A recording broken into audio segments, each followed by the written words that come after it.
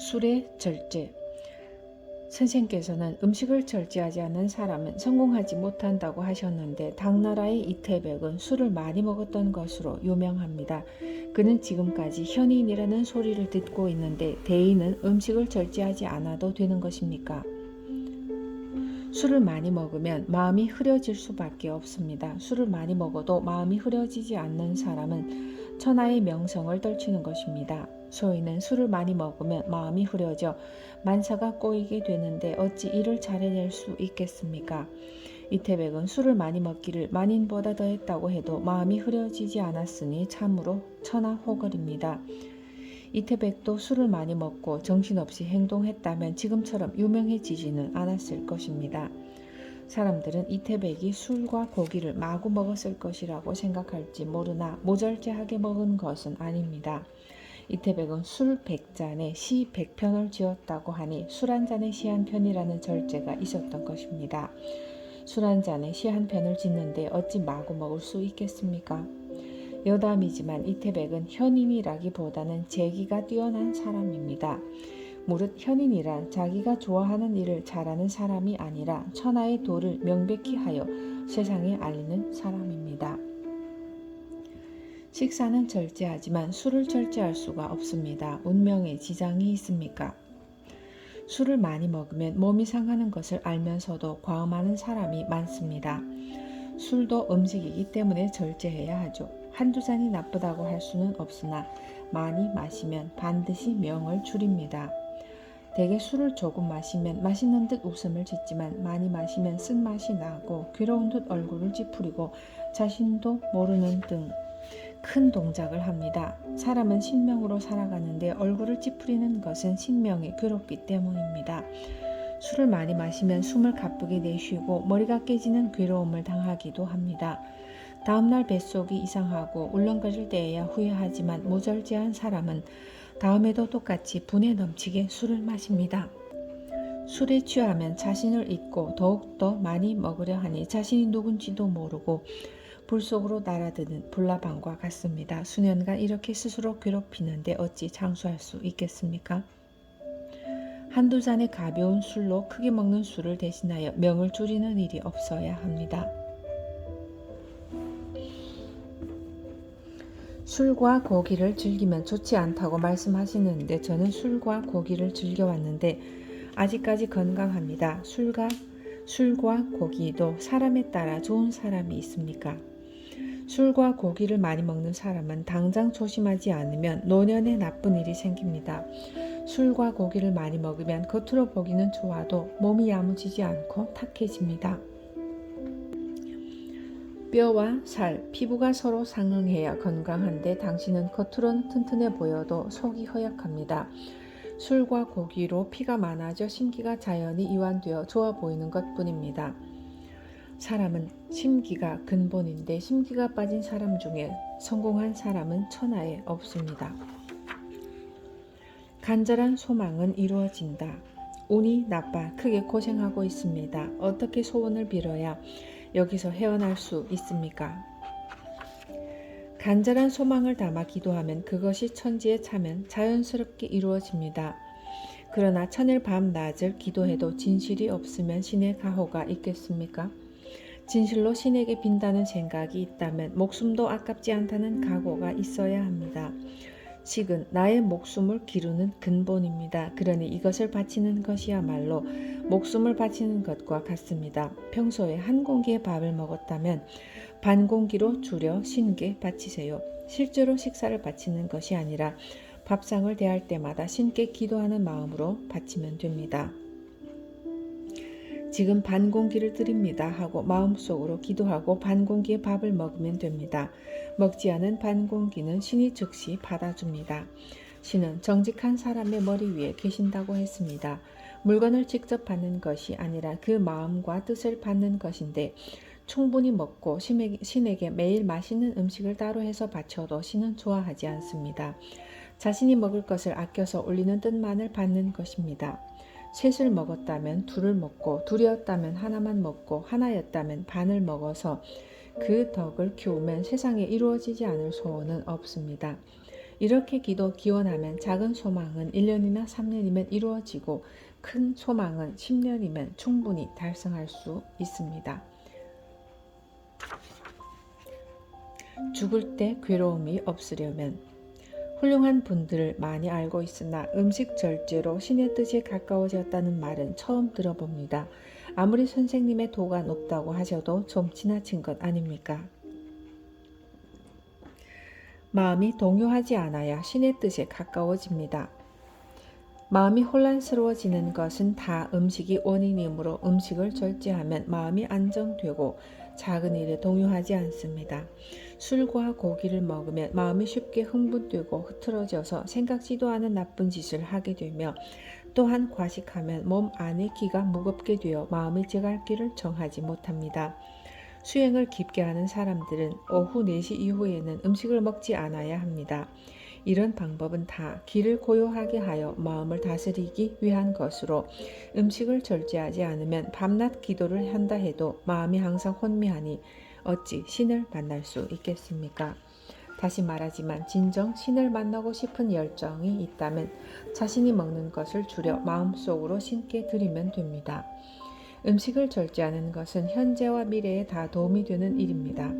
현생에서 음식을 절제하여 이를 천지에 남기면 전생의 악연을 풀어 현생의 명복을 늘릴 수 있습니다.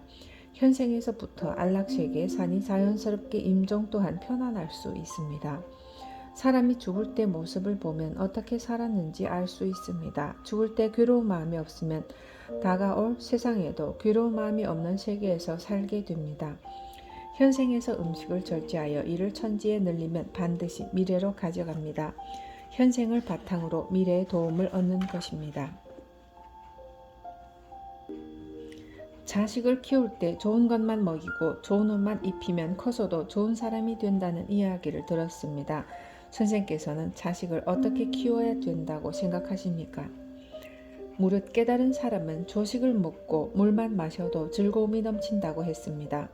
호사스런 비단 옷을 입고 맛 좋은 음식을 먹는 것과 귀인이 되는 것은 상관이 없습니다. 모든 실력과 천재성은 스스로 드러납니다. 노력이 쌓여서 몸 안의 신명이 발동하는 것이 바로 능력입니다. 소인이면서 어려서부터 귀한 사람이 하는 대로 맛 좋은 음식을 먹고 좋은 옷만 입으면 나중에 크게 후회합니다. 덜 좋은 옷을 입고 조식을 하며 컸다고 해서 실력이 떨어지는 것은 아닙니다. 밑바닥에서부터 갈고 닦아 훌륭한 현자가 된 분이 많습니다. 부모가 가난하고 세상살이에 쫓겨 스스로 모든 것을 해결하며 산 사람이라도 절대로 우매하지 않습니다. 가난하고 궁한 환경에서 뛰어난 사람이 나오는 것은 드문 일이 아니며 시커먼 갯벌 속에 진주가 있는 법입니다. 스스로 열심히 준비하는 사람은 언제나 천하의 쓰임새가 기다리고 있는 법이니 너무 좋은 것만 찾아주지 않아도 됩니다.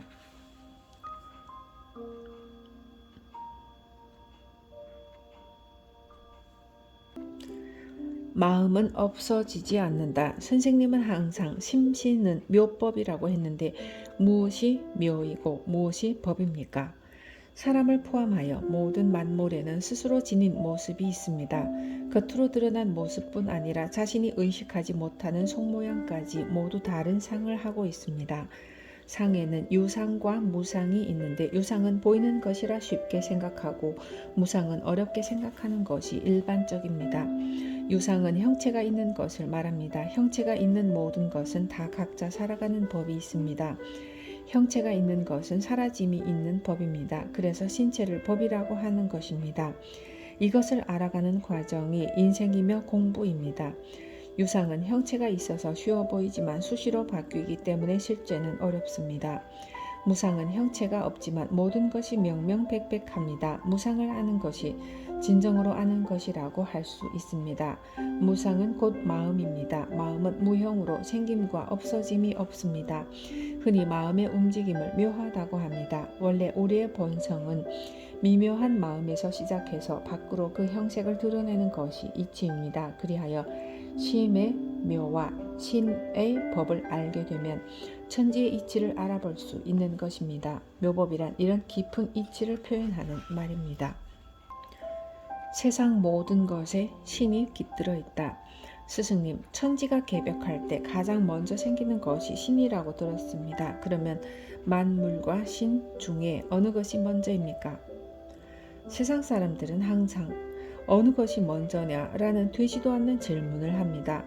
신이나 만물이 떨어져 있는 것이 아닙니다. 흑백으로 양분해서 생각하려는 태도로는 어느 문제도 해결할 수 없습니다. 만물이 신이고 신이 만물입니다.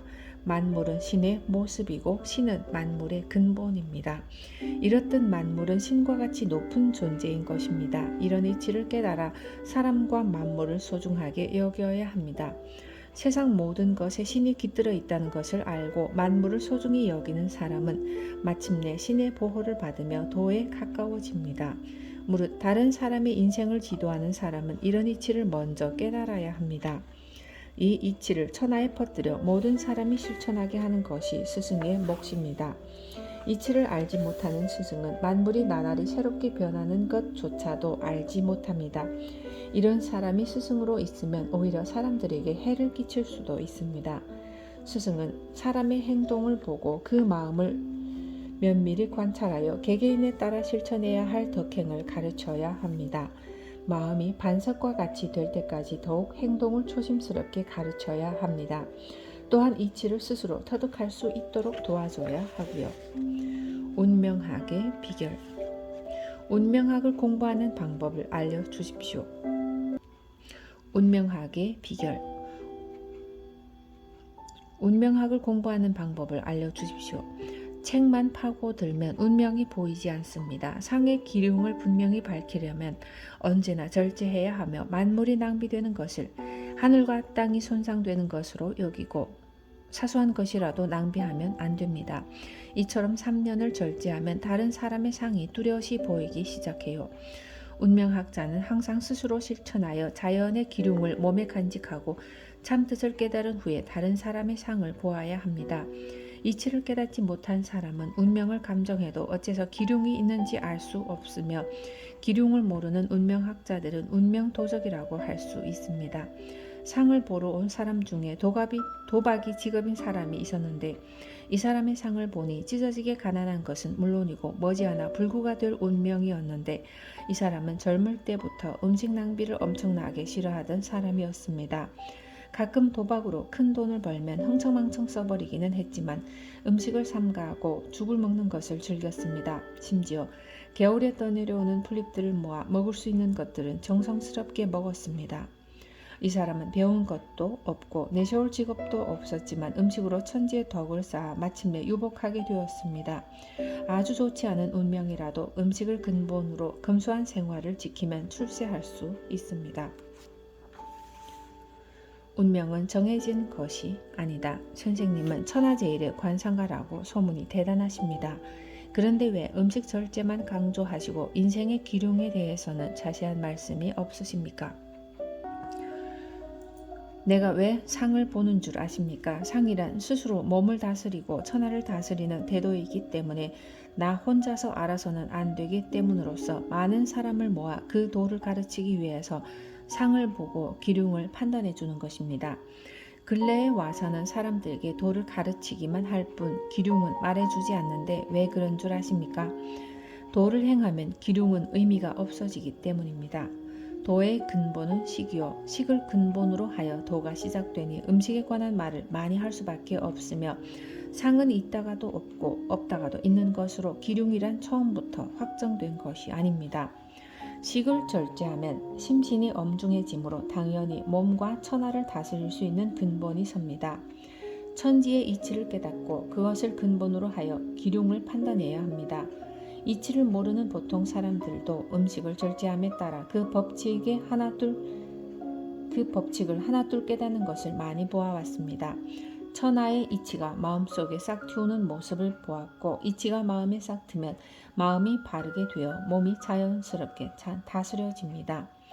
귀천을 떠나 식사를 절제하지 않고는 운명이 제대로 자리잡기 힘들어지며 사람으로 태어나 만물의 법칙을 아는 것이 삶의 근본이나 알기만 해서는 아무것도 아닙니다. 행동에 옮겨야만 합니다. 운명학의 근본도 식사 절제입니다. 식사를 절제하면 마음이 동요하지 않고 마음이 동요하지 않으면 그 법칙을 빨리 깨달을 수 있습니다. 천지에는 목, 화, 토, 금, 수의 오행과 오기가 있고 사람에게는 인의 예지신의 오상이 있어 만물은 모두가 그 쓰일 곳이 정해져 있습니다. 마음이 동요하는 사람은 자신이 어디에 쓰일지 알아챌 수 없으며 이것을 일컬어 격에 미치지 못한다고 말합니다. 격에 미치지 못하는 사람을 격외라고 부르며 격외의 사람들은 사물의 이치에 어둡기 때문에 하늘로부터 받은 덕과 복을 줄이면서 살아갑니다. 식사가 무절제한 사람의 인생은 등불 없이 칠흑 같은 밤길을 걷는 것과 마찬가지이니 기뻐해야 할 것도 식이요 걱정해야 할 것도 식입니다. 음식이 운명을 좌우한다. 절제 중 으뜸은 무엇입니까? 내가 10수년 동안 관상 공부를 하고 운명을 감정하기 시작했을 때 처음에는 틀리는 것이 거의 없어 크게 자만했지만 시간이 지나면서 큰 괴로움이 생겼습니다. 당시에는 식사의 중요함을 모르고 상을 보았어서인지 가난할 운명이었는데도 부자가 되고 일찍 죽어야 할 사람이 오래 사는 것을 종종 보았습니다.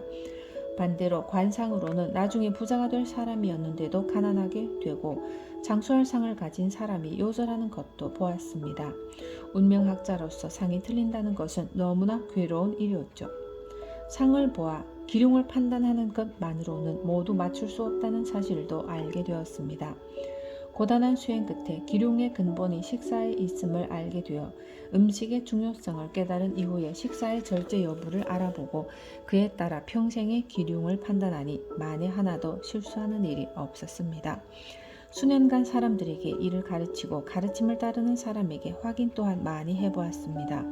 1년 뒤에 틀림없이 큰 화를 입어야 될 사람도 식사를 절제하면 반드시 화를 모면했으며 오히려 뜻하지 않은 좋은 일까지 생겼습니다. 또 평생 가난을 면치 못하는 불행한 운명을 갖고 있던 사람도 성공하고 세상에 널리 유명해지기까지 했습니다. 오랜 지병으로 절대 오래 살 수 없었던 사람도 음식으로 인해 장수하는 것을 헤아릴 수 없이 많이 보아왔고요. 잘 살고 못 사는 것, 오래 살고 일찍 죽는 것 등은 물론이고 성공이나 출세 등도 모두 음식을 절제하는 것이 그 시작이며 끝입니다. 이를 깨달은 이후 사람들에게 이것을 권하기 위해 쌀밥을 먹지 않고 쌀이 들어간 떡조차 먹지 않은 생활을 해왔습니다. 다만 하루에 보리밥 3그릇으로 먹는 양을 정하고 술은 어렸을 때부터 대단히 좋아했지만 작은 잔 3잔으로 그 양을 정했습니다. 이렇게 정한 것은 다 나를 위함이 아니라 사람들을 위해 내 식을 줄인 것입니다. 세상에 큰 뜻을 펴고자 하는 사람이라면 단 하루만이라도 음식을 절제해 주시기 바랍니다.